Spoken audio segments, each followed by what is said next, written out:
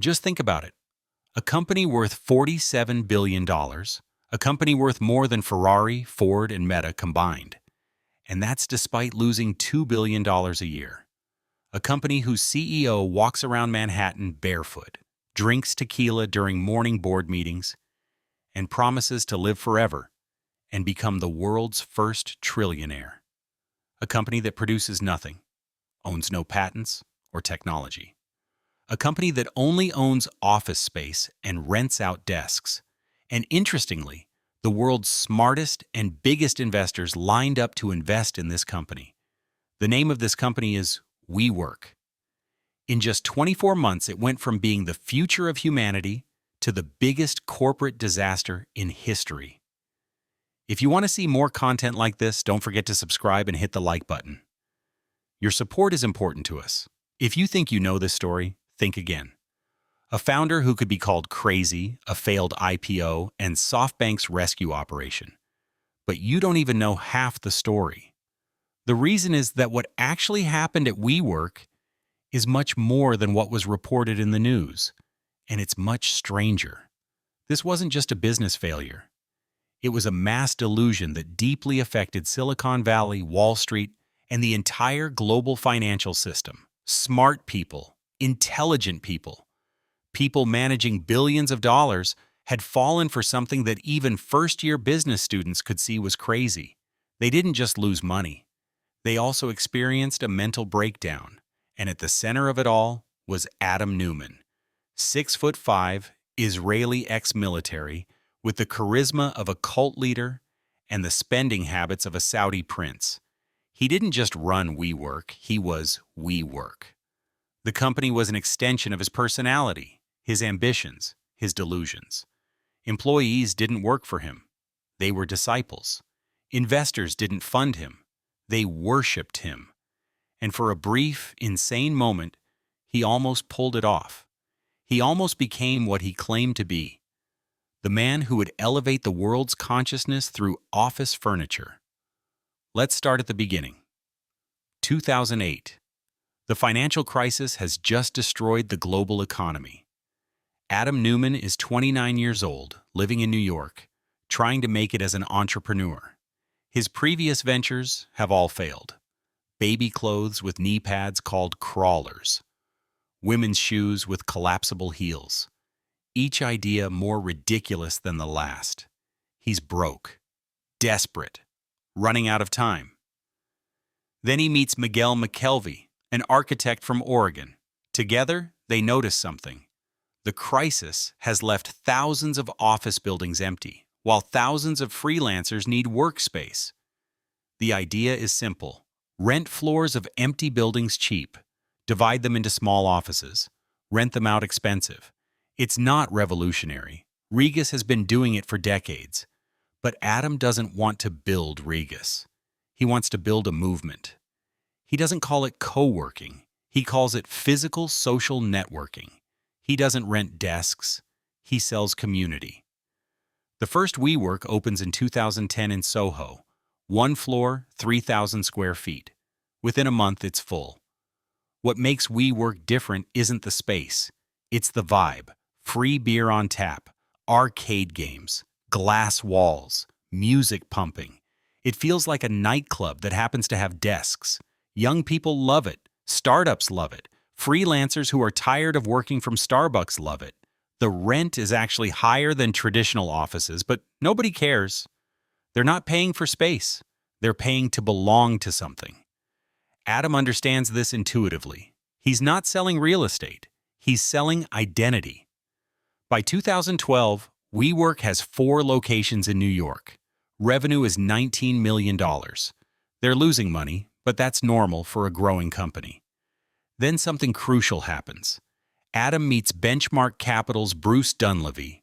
Benchmark is Silicon Valley royalty. They backed eBay, Twitter, Uber. Dunleavy sees something in Adam.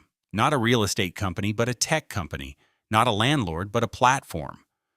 Benchmark invests $17 million at a $97 million valuation. Suddenly, WeWork isn't a real estate company anymore. It's a startup. This distinction is everything. Real estate companies trade at 1 to 2 times revenue. Tech companies trade at 10 to 20 times. By calling WeWork a tech company, Adam can justify any valuation. He's not constrained by reality anymore. He starts speaking a new language. WeWork isn't about office space. It's about the we generation. It's about changing the world. It's about elevating consciousness. The more grandiose the vision, the more investors love it. Adam's personal magnetism is undeniable. When he walks into a room, everyone notices. He speaks with total conviction about impossible things. WeWork will have 1 million members. WeWork will be in every city on Earth. WeWork will build apartments, schools, cities. WeWork will solve loneliness. WeWork will create world peace. He doesn't present these as goals. He presents them as inevitabilities. And somehow, when you're in the room with him, you believe it. The money starts pouring in. 2014, $150 million from JP Morgan at a $1.5 billion valuation. 2015, $434 million from Fidelity at $10 billion. 2016, $430 million from Chinese investors at $16 billion. Each round is more absurd than the last. WeWork is now worth more than most Fortune 500 companies, but it's still just subletting offices. The math doesn't work. WeWork signs 15-year leases, then rents month to month. In a recession, they're dead. But nobody cares about the math. They care about the story. Adam's behavior becomes increasingly bizarre. He installs a full bar in his office. He brings his wife, Rebecca, a failed actress and cousin of Gwyneth Paltrow, to run the company's brand and culture. He smokes weed constantly, even hotboxing the corporate jet. He fires 7% of staff, then throws a party with tequila shots and performs rap music to celebrate. He buys a $60 million Gulfstream G650. He surfs in the Maldives while the company burns through millions. But the weirder he gets, the more investors love him. The peak of insanity comes in 2017. Masayoshi Son, the CEO of SoftBank and the richest man in Japan, visits WeWork. Adam gives him a tour. In 12 minutes, walking through one WeWork location, Son decides to invest $4.4 billion. Not million, billion. The largest investment in a startup ever. He values WeWork at $20 billion. Adam actually argues it should be higher. They settle on $47 billion. Son later admits he spent more time buying a house than analyzing WeWork. With SoftBank's money, Adam goes completely insane. He tries to buy the naming rights to the Manhattan skyline. He announces We Live, where people will live in WeWork-style apartments. We Grow, a school where children will learn entrepreneurship instead of math. He creates a holding company called the We Company, which he personally owns the trademark to, then charges WeWork $5.9 million to use it. He sells buildings he owns to WeWork, then leases them back, personally profiting while the company loses money. The company culture becomes a cult. Employees attend summer camp, a music festival where Adam performs with celebrity bands. They chant, "We work at all hands meetings." They wear t-shirts that say, "Hustle harder." They work 18-hour days for below-market salaries because they believe they're changing the world. Adam tells them, WeWork will be the first $10 trillion company. He says their descendants will be proud of them. He says they're not employees. They're revolution. But the numbers tell a different story. 2016. $436 million revenue, $429 million loss. 2017. $886 million revenue, $883 million loss. 2018. $1.8 billion revenue, $1.9 billion loss. The more WeWork grows, the more money it loses. For every dollar of revenue, they lose $1 and change. It's not a business model. It's a money bonfire, But Adam has an answer for everything. The losses are investments. The expenses are growth. The chaos is innovation. By early 2019, WeWork operates in 111 cities, 527 locations, 527,000 members. On paper, it's a massive success. In reality, it's a ticking time bomb. They're burning through $2 billion a year. They have $47 billion in future lease obligations. If growth slows even slightly, the whole thing collapses. But Adam doesn't see danger. He sees destiny. He prepares for the ultimate validation, an initial public offering. WeWork will go public, be worth $100 billion, and Adam will be the richest person on Earth. The IPO prospectus is filed in August 2019. It's 350 pages of pure insanity. The word technology appears 110 times, but WeWork has no technology. The mission is to elevate the world's consciousness. Adam has super voting shares that give him absolute control forever. His wife will choose his successor if he dies. The company admits it may never be profitable. It's not a prospectus. It's a confession, and it's about to destroy everything. The IPO prospectus drops on August 14, 2019, and Wall Street has never seen anything like it. Not because it's innovative, but because it's insane.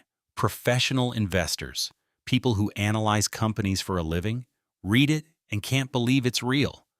The company that claimed to be worth $47 billion is actually worth nothing, less than nothing. It's a real estate company pretending to be a tech company, losing $2 for every $1 it makes, run by a CEO who cashed out $700 million before the IPO while his employees hold worthless stock options. Let's dissect this masterpiece of delusion. The prospectus begins with a mission statement. We dedicate this to the energy of we, greater than any one of us, but inside all of us. It sounds like something from a yoga retreat, not a financial document. The company's success metrics include community-adjusted EBITDA, which is EBITDA with all the bad stuff removed. It's like measuring your height but not counting your legs. They literally invented fake accounting to make losses look like profits. The corporate governance is even worse. Adam controls 20 votes per share while everyone else gets one. He can never be fired, never be overruled, never lose control. If he dies, his wife Rebecca chooses his successor. She has no business experience, but she does have strong opinions about energy fields and past lives. The board includes Adam's friends, his trainer, people financially dependent on him. It's not corporate governance, it's a monarchy. The conflicts of interest are staggering. Adam owns buildings that he leases to WeWork. He trademarked We, then sold it to the company for $6 million. He borrowed $740 million against his WeWork stock, meaning he profits whether the company succeeds or fails. He even tried to take WeWork public through his own investment vehicle, essentially IPOing to himself. Every page reveals another scam, another way Adam enriches himself at everyone else's expense. But the real shock is the financials. 2018 revenue, $1.82 billion. 2018 losses, $1.93 billion. Cash burn rate, $2.4 billion per year. They have $2.5 billion in cash, enough for maybe 12 months. They have $47 billion in lease obligations over 15 years. If occupancy drops below 90%, they can't pay rent. If a recession hits, they're instantly bankrupt. The business model isn't just bad, it's mathematically impossible. Wall Street's reaction is brutal. The Financial Times calls it the most ridiculous IPO of 2019. Scott Galloway, a business professor, publishes a presentation titled WeWTF that goes viral. He points out that WeWork isn't disrupting real estate. It's just signing long-term leases and hoping for the best. The community isn't special, it's just millennials drinking beer. The technology doesn't exist. It's just an app for booking conference rooms. The emperor has no clothes, and everyone suddenly sees it. The roadshow begins in September, and it's a disaster. Adam shows up late, sometimes drunk, sometimes high. He can't answer basic questions about profitability. When pressed about losses, he talks about consciousness and community. When asked about competition, he says, WeWork has no competitors because WeWork is a movement. Fund managers leave meetings thinking it's a joke. Nobody wants to invest. The IPO valuation drops from $47 billion to $20 billion to $10 billion. Still no buyers. Inside WeWork, panic sets in.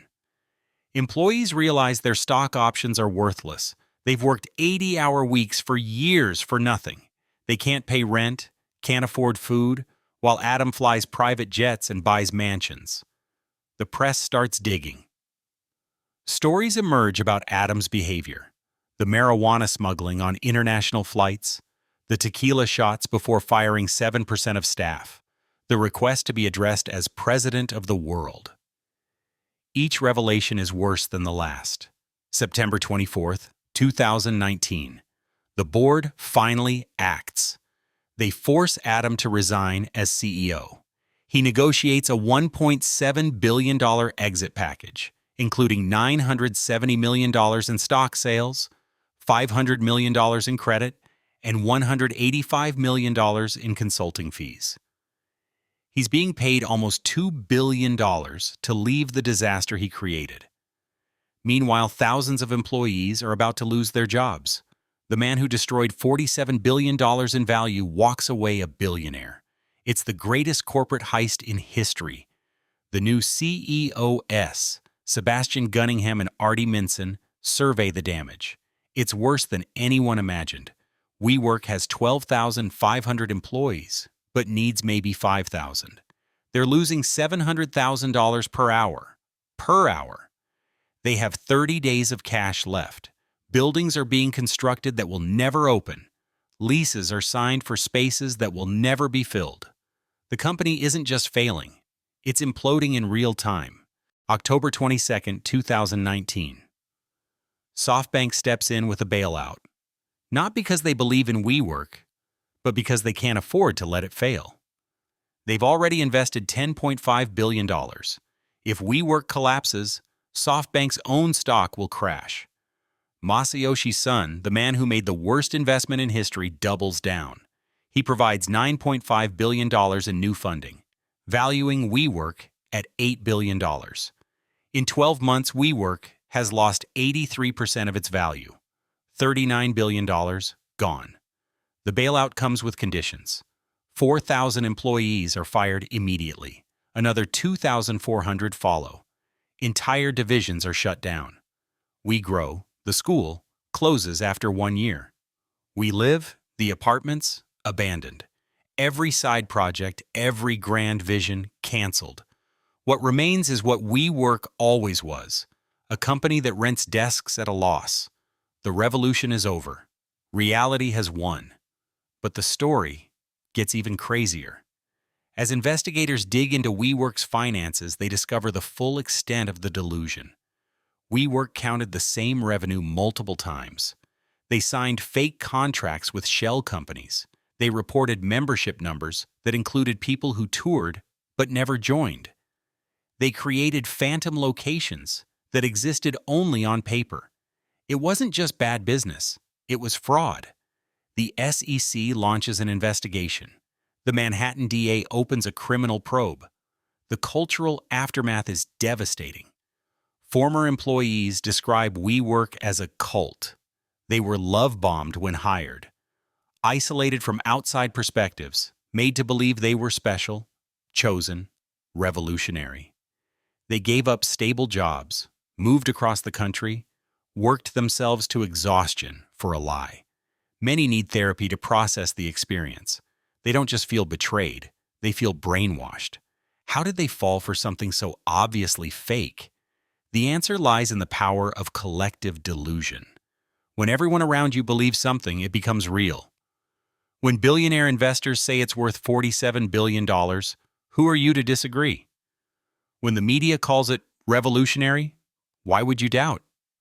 When your CEO speaks with such conviction, such passion, how can he be wrong? The red flags were obvious in retrospect, but in the moment, wrapped in the energy of they looked like features, not bugs. Meanwhile, Adam Neumann is living his best life. He moves to the Hamptons, then Israel, then back to New York. He keeps his Gulfstream jet. He starts new companies. He gives interviews where he claims WeWork was a success, just misunderstood. He says he'll return to business, bigger and better. And incredibly, people believe him. In 2022, he raises $350 million for a new company called Flow. Essentially, WeWork for apartments. The same investors who lost billions on WeWork are backing him again. This is the most insane part. Adam Neumann destroyed $47 billion in value, laid off 10,000 people, wiped out retirement funds, and walked away a billionaire. And the system that enabled him, the venture capitalists and investment banks and business media, they learned nothing. They're ready to do it all again, because in Silicon Valley, failure isn't failure if you fail big enough. It's just a stepping stone to the next scam. The WeWork employees, the ones who believed in the mission, who thought they were changing the world, they're the real victims. Many are still unemployed. Their stock options are worthless. Their resumes are tainted by association with the disaster. They worked 80-hour weeks for below-market salaries because they believed in something larger than themselves. They were true believers in a false prophet. And unlike Adam, they paid the price. Let's talk about the money. The real money. Not WeWork's fake valuations or imaginary profits, but the actual cash that vanished. $47 billion didn't just disappear. It went somewhere. Into Adam Neumann's pockets, into overpriced leases, into tequila parties and summer camps, into building glass boxes that would never turn a profit. This is where the $47 billion went. And it's more insane than you think. Start with SoftBank. Masayoshi Son personally lost $14 billion on WeWork. Not SoftBank. Him, personally. It's the biggest individual loss on a single investment in history. His Vision Fund, once the most powerful investment vehicle on Earth, is now a laughingstock. Limited partners who trusted him with billions are furious. The Saudi Sovereign Wealth Fund, which provided $45 billion to the Vision Fund, demands answers. How did the smartest investor in Japan fall for the dumbest company in America? The answer is ego. Son saw himself in Adam, two visionaries who think bigger than everyone else. When Adam said WeWork would be worth $10 trillion, Son didn't laugh. He believed it. Because Son himself had crazy visions that came true. He bought Alibaba for $20 million when everyone thought he was insane. It became worth $500 billion. He thought Adam was his next Jack Ma. Instead, Adam was his Elizabeth Holmes. The difference between genius and delusion is just results, and Son got the wrong results.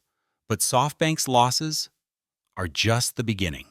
Fidelity, T, Rowe Price, Wellington Management, these aren't rookie investors. They manage retirement funds, pension funds, college endowments.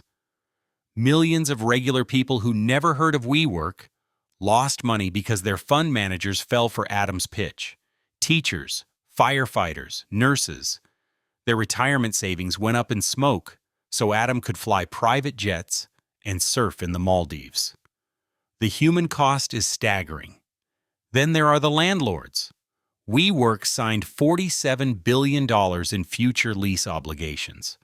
When WeWork collapsed, hundreds of building owners were left with empty floors, broken contracts, and legal bills.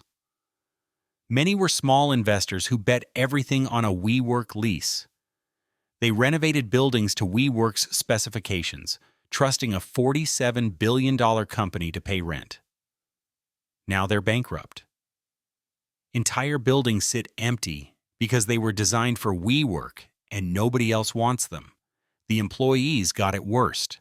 10,000 people lost their jobs in 2 waves of layoffs. But it's not just the job loss, it's the stolen future. WeWork employees accepted below-market salaries in exchange for stock options. They were told these options would make them millionaires. Work hard now, get rich later. Classic startup promise. Instead, the options became worthless overnight. Years of sacrificed salary gone. The opportunity cost is crushing. They could have worked anywhere else and actually gotten paid. Many employees took out loans against their expected option values. They bought houses, cars, started families, believing in the WeWork dream. When the dream collapsed, the bills remained. Bankruptcies, foreclosures, divorces followed. The psychological damage was severe. These weren't just workers, they were believers. They thought they were building the future. Finding out it was all a lie broke something in them. Silicon Valley therapists report a surge in WeWork PTSD patients. But here's the truly insane part. Adam Neumann made $2.1 billion from WeWork's collapse. He cashed out $700 million before the IPO. He got $970 million more in the SoftBank bailout. He collected $185 million in consulting fees for advice nobody wanted. He kept his private jet, his mansions, his wealth. The captain didn't go down with the ship. He took the lifeboats, the supplies, and the ship's treasury, then watched from his yacht as everyone else drowned. The legal aftermath is still unfolding. The SEC fined WeWork $50 million for misleading investors. Class action lawsuits seek billions in damages. Criminal investigations continue. But Adam faces no charges. Somehow losing $47 billion isn't a crime if you do it with enough confidence. He's not in jail. He's raising money for new companies. The system that should punish him instead rewards him. Because in Silicon Valley, failure at this scale is just proof you think big. March 2020, COVID hits. WeWork, already on life support, flatlines. Offices empty overnight. Nobody needs co-working spaces when nobody's working. Occupancy drops to 47%. Revenue collapses. The company that was worth $47 billion 18 months earlier is now worth maybe $2 billion. SoftBank tries to back out of its bailout. Lawsuits fly. It's not a bankruptcy, it's a corpse fight. But somehow, WeWork survives. New CEO Sandeep Mathrani, a real estate executive, cuts costs brutally. More layouts, lease renegotiations, closing locations. The company shrinks from 527 locations to 300, from 527,000 members to 200,000. It's not WeWork anymore. It's just work. No consciousness elevation, no community, just desks for rent at market prices. The most boring business model possible, which is what it always should have been. October 2021. Through a SPAC merger, WeWork finally goes public. The valuation, $9 billion. It's 81% less than the peak, but it's something. The stock opens at $11.78. Within months, it's below $1. The company that was supposed to change the world is now a penny stock. Market cap, $500 million, less than the cash Adam personally extracted. The public markets deliver the verdict Silicon Valley wouldn't. WeWork is worthless. But the story isn't over, because Adam Neumann, the man who destroyed $47 billion, is back. In 2022, he raises $350 million from Andreessen Horowitz for a new company called Flow. It's WeWork for apartments. The same model, the same pitch, the same Adam. Mark Andreessen, who should know better, writes a check for $350 million at a $1 billion valuation. Before the company has a product, customers, or revenue. Just Adam and his promises. The reaction is disbelief. How can the same person who perpetrated the biggest corporate fraud since Enron raise money again? How can venture capitalists who claim to be smart fall for the same scam twice? The answer is simple. The system is broken. In Silicon Valley, consequences don't exist for the right people. If you're charismatic enough, connected enough, shameless enough, you can fail upward forever. This is the real lesson of WeWork. It's not about Adam Neumann, he's just a symptom. The disease is a financial system that rewards storytelling over fundamentals, growth over profits, confidence over competence. A system where losing billions isn't failure if you lose it with style, where destroying lives doesn't matter if you create shareholder value, where crime pays if you call it disruption. The venture capitalists who funded WeWork still have their jobs. The investment bankers who tried to take it public still get bonuses. The journalists who hyped it as revolutionary still write puff pieces. Nobody learned anything. Nobody was punished. The same people who created WeWork are creating the next WeWork right now. Different name, same scam, because that's how the system works. Think about what $47 billion could have bought. 470,000 teachers for 10 years. Universal pre-K for every American child, clean water for Flint, and 100 other cities. Instead, it bought glass offices with beer taps and a narcissist's fever dreams. It's not just a business failure, it's a moral failure. A civilization that wastes resources like this is a civilization in decline. The employees who survived WeWork are different now. They don't believe in missions or visions or changing the world. They want salary and benefits and work-life balance. They've learned that consciousness can't be elevated by venture capital, that community can't be created by corporate mandate, that the only thing that matters is getting paid. The idealism is gone. Adam didn't just destroy a company, he destroyed a generation's faith in the future. But maybe that's the real gift. Maybe WeWork's collapse taught us something valuable. That emperor has no clothes, the game is rigged, and the house always wins. Maybe seeing a $47 billion company evaporate in 24 months opened our eyes to how fake it all is. The valuations, the disruption, the innovation. It's all just stories we tell ourselves while the rich get richer and everyone else gets screwed.